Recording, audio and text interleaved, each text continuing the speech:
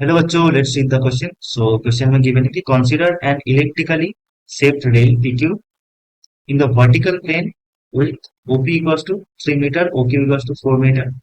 The block of 1 kg, mass 1 kg, is pulled along the rail from P to Q with a force of 80 Newton, which is always parallel to the line PQ.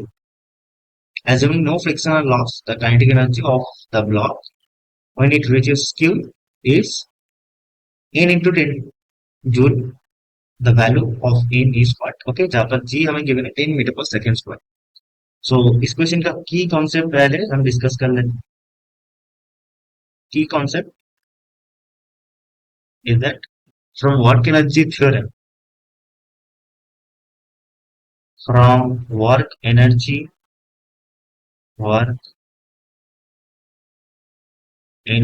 Theorem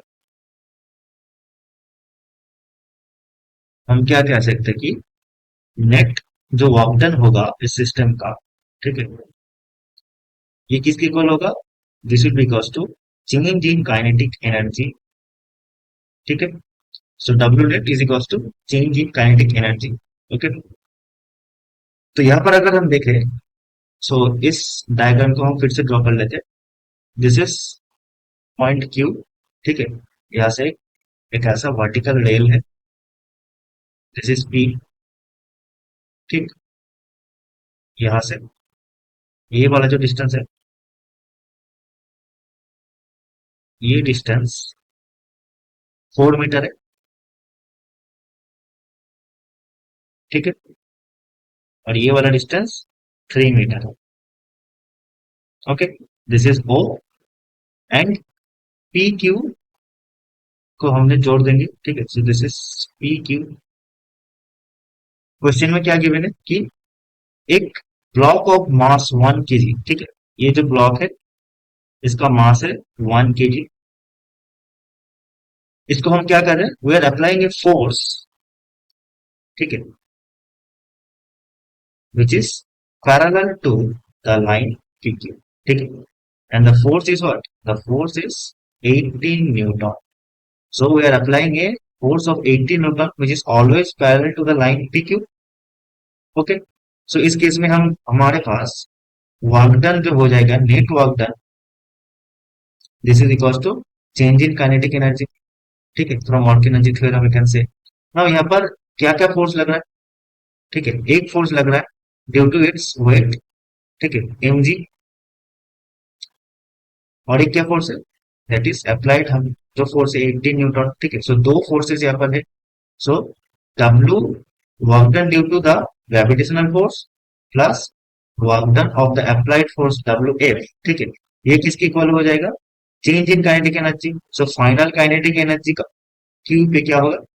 half of N V at Q square. ठीक है, जहां पर हमने मान लिया कि Q point पे, इस पॉइंट पे velocity of the block is V Q.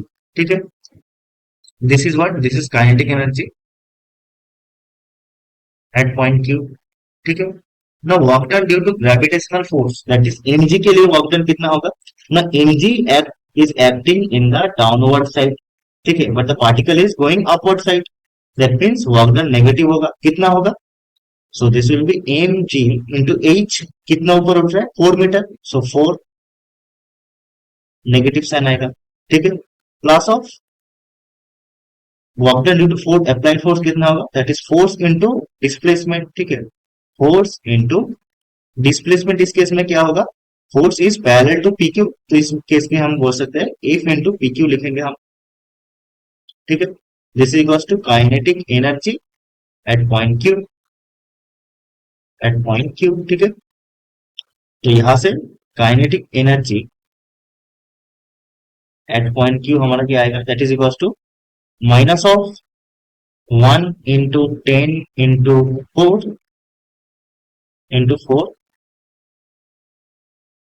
Plus 18 into, ना पीक्यू क्या होगा? PQ is